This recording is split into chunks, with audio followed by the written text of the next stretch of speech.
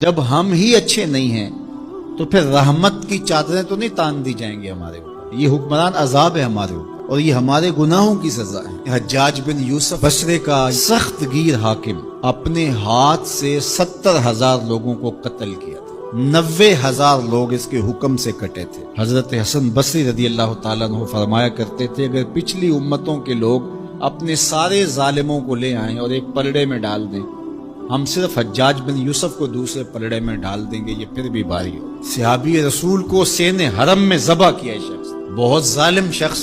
تو کسی نے جرت کی، جرت کرنے والے ہر دور میں ہوتے ہیں، اور کہا کہ تو نے حضرت عمر کا زمانہ دیکھا ہوا ہے، اگر تو بچہ تھا اس وقت ان جیسا انداز حکمرانی کیوں اختیار نہیں کرتا، اتنا بڑا ظالم کیوں ہو گیا تھا. تو حجاج بن یوسف نے جو جواب دیا وہ 2 لفظوں میں تھا. اس نے کہا تبازروا اتعمر لکم، تم ابو ذر بن جاؤ میں عمر بن جاتا. جب عوام اچھی نہیں ہوگی تو پھر یہی اوپر ہوگا. جب میں کہتا ہوں الہی میرے احوال دے، حکم ہوتا ہے اپنا نامہ اعمال. اور ایک روایت میں اعمالکم امالکم، تمہارے اعمال ہی تمہارے امال ہیں، جس طرح کے عمل ہوں گے اس طرح تمہارے اوپر مسلط کر دیے جائیں گے. بندہ سمجھتا ہے کہ یہ آ جائے گا تو شاید یہ اچھا ہوگا، یہ آئے گا تو شاید یہ اچھا ہوگا. ایسے کافی دیر پہلے ایک حکومت گئی، پھر اس کی بعد دوسری آئی، تو وہ کوئی صحافی تھے تو مجھے کہنے لگے کہ آپ کیا اس پر کہتے ہیں. تو میں نے کہا کہ ہم نے پھولوں کی آرزو کی تھی، آنکھوں میں موتیا اتر آیا.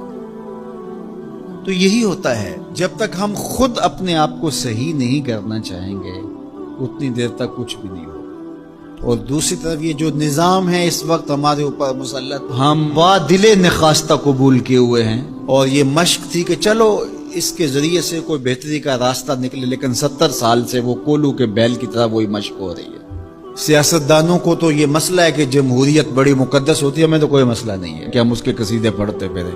جمہوریت ہے کیا؟ اقبال نے کہا تھا کہ یہ راز ایک مرد فرنگی نے کیا فاش، ہر چند کے دانا اسے کھولا نہیں کرتے. جمہوریت ایک طرز حکومت ہے جس میں بندوں کو گنا کرتے ہیں، تولا نہیں کرتے. چاہے ایک طرف 100 گدھے ہو جائیں اور دوسری طرف جو ہیں وہ سمجھدار ترین علماء ایک طرف ہوں تو وہ گدھوں کی بات مانی جائے گی. جمہوریت تو یہی ہے نا.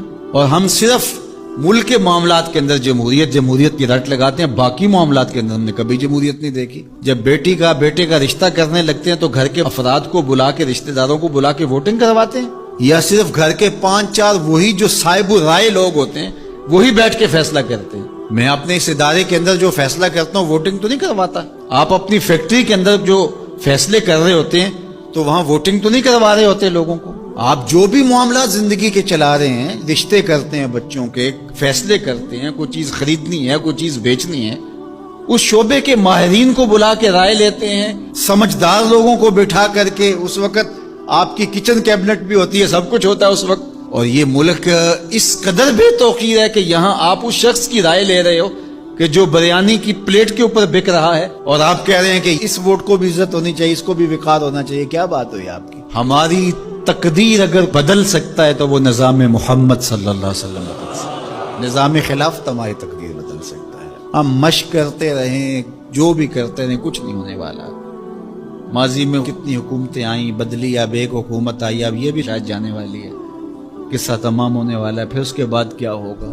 یہاں ایجنسیوں کے لوگ بھی موجود ہیں. میں میسج دیتا ہوں، کوئی ملک کے اندر سے سنجیدہ لوگوں کو اکٹھا کرے. 22 کروڑ کی عوام میں سے کوئی 100 آدمی بھی نہیں ملے گا جو دیانتدار بھی ہو، خیرخواہ بھی ہو اس ملک کا، اور باصلاحیت بھی ہو.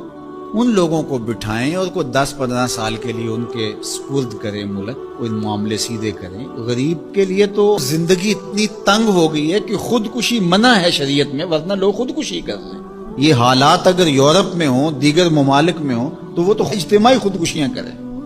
یا ہمارا مذہب ہمیں روک رہا ہے اور ہم برداشت کر رہے ہیں اور صبر کر رہے ہیں. ہمارے مذہب نے ہمیں صبر کی تلقین کی ہے. ورنہ آپ گھر سے نکلتے ہیں، کوڑے کے ڈھیر پڑے ہوئے ہیں جگہ جگہ. لوگوں کے رویے کتنے کھردرے ہو گئے. رشتہ داریوں کے اندر باہمی الجھنیں، لڑائیاں، شار فساد، ایک دوسرے کی ٹانگیں کھینچنا.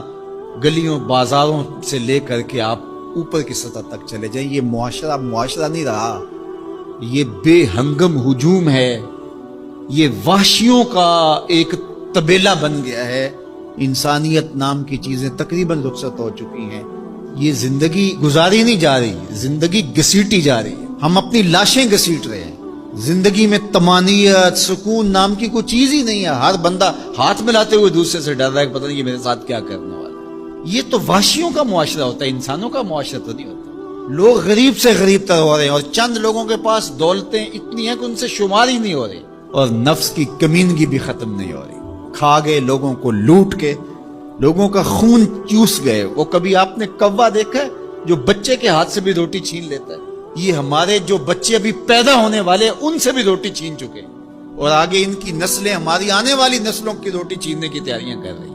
تو ہمیں اپنے آپ کو صحیح کرنا ہوگا، اور میں مشورہ دیتا ہوں میری یہ باتیں ضرور پہنچائیں کہ خدا را رحم کیجئے۔ جو اپنے بند کمروں میں بیٹھے انہیں نہیں پتا کہ لوگ کس طرح سسک سسک کے زندگی گزار رہے ہیں، کیا اذیت ناک زندگی ہے لوگوں کی۔ تو اس لیے خدا را اس ملک پر رحم کھائیں، جن کے پاس قوت نافذہ ہے وہ ضرور اس کو استعمال کریں، اور کوئی ایسا فیصلہ کیجئے کہ جو یہ پوج مردہ معاشرہ پھر سے جی اٹھے، اور وہ ایک ہی راستہ ہے، اور وہ راستہ میرے